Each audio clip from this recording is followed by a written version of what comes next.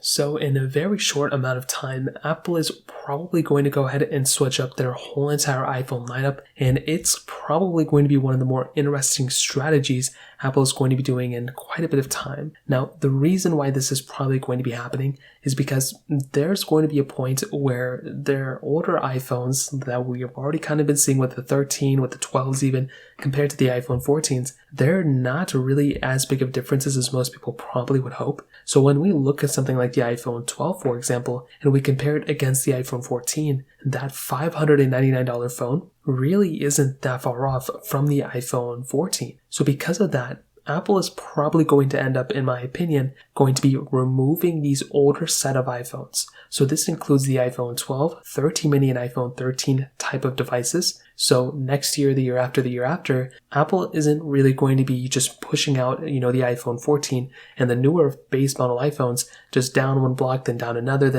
and then removing it over time. I'm pretty sure what Apple's going to end up doing, and this is probably the most likely scenario, they are going to end up probably branching out their iPhone SE lineup more than being one phone at a time.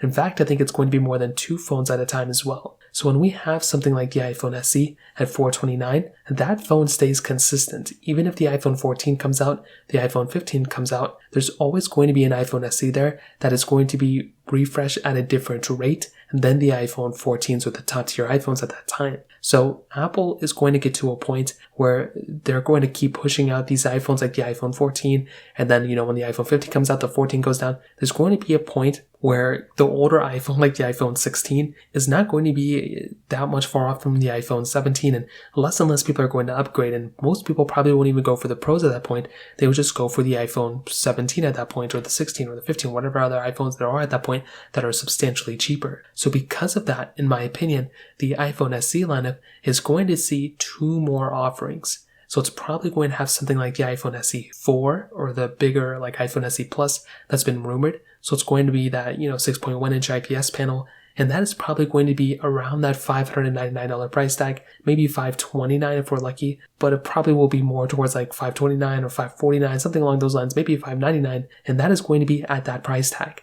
But there could also be some sort of like iPhone SE Pro that could also be sold for maybe around $629 to $659 or maybe even $699. And those iPhones will be refreshed at different rates, maybe every other year, maybe every 2-3 years, maybe different times for each model. And then you're going to have the iPhone, base model at, $799. And then you're going to have the Pros and the Pluses and, all those after that. But I think that's probably what Apple's going to end up doing. Because like I mentioned, we're getting to a point where Apple's older offerings are starting to look even more appealing than their newer offerings, in my opinion. So, it'd be very interesting to see what Apple does there, but that kind of covers it up. If you have any other thoughts or questions, let me know in the comment section below. Hit the like button, that would mean so much, but definitely hit that subscribe button. More importantly than everything else, I love every single one of you guys. Hopefully I'll catch you guys in the next video. Peace out till then.